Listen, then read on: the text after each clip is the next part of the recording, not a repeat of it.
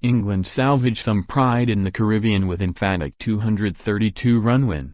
Joe Root could captain England until he is 40 and never emerge with as much credit as he will receive here after an emphatic victory where he has salvaged pride for his side and done wonders for cricket's all too often tarnished image. It will be the 232-run final Test win, completed within 4 days on Tuesday, and his 16th Test century that did so much to set it up. Root will want to concentrate on at the end of a series England lost in 7 horrific days in Barbados and St Lucia. Yet for the cricket world and all those outside it who flocked to praise Root, it will be his spontaneous response to what were clearly inappropriate comments from Shannon Gabriel on the third evening that will be a big part of the England captain's legacy. The ICC have for once shown decisive leadership by charging Gabriel, but it does not reflect well that their inclination at the end of the third day appeared to be to brush the whole sorry business under the carpet. It was only when St Lucia woke up to widespread praise for Root and condemnation for the intrusion of homophobia into Test cricket that the umpires and the match referee seemed to wake up to the need to handle this unsavory incident with the seriousness it deserved. And let us get one thing clear. There is no excuse for Gabriel to use a term that rightly has no place in modern language.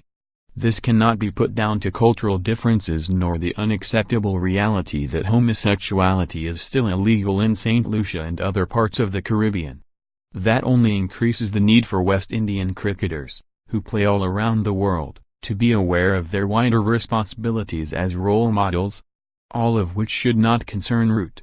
He has handled himself impeccably and done more than his bit to portray cricket in the best possible light here as well as guide his side to a hugely important consolation win. This was how this series was meant to be when England arrived in the Caribbean fresh from their historic triumph in Sri Lanka and looking to start their biggest year in memory with another away win against supposedly inferior opposition. That it took England until the third Test to get the right balance to their side, the correct tempo to their batting and the right personnel in their attack is a huge frustration, but they are back on track now for the bigger battles ahead. England almost have their Ashes team in place. For all the uncertainty over what seemed a confused selection for this Test, mainly the recall of Keaton Jennings, they have returned to basics, as Nasser Hussain urged them to do, and put round pegs into round holes.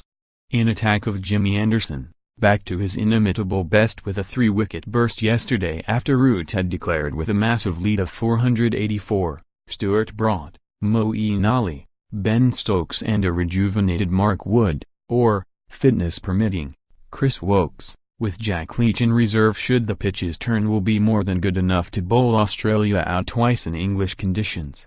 And there is enough batting power in Root, Joseph Buttler, Stokes, Johnny Bairstow and Moeen at 4, 5, 6, 7 and 8 to put runs on the board and, ideally, bat responsibly enough to stop the extreme collapses that still dog them.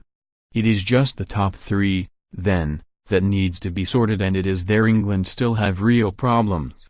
A personal preference would be for the captain to move up to 3, Bairstow to 4 and the gloves back in the hands of the world-class keeper batsman in Ben Foakes at 7.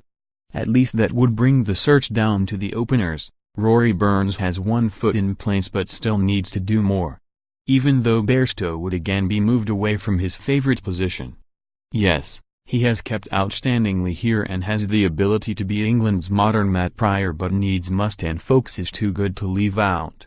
For now England will be relieved by this commanding performance and Trevor Bayliss's last away Test as coach. Anderson proving the pick of the attack and Moeen going past Tony Locke into 4th place in England's Hall of Test spinning fame with 3 wickets of his own. Only Roston Chase, with some hardy hitting in his unbeaten century, held up England and lifted them from 110 for 6 to 252 before Stokes had the final word in dismissing the injured Kemo Paul.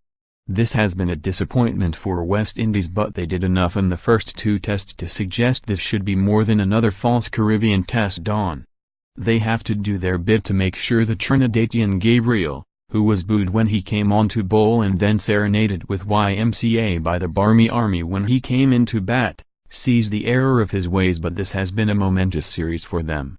Now, too, it has been a momentous end to the series for the statesman of sport that Joe Root has become.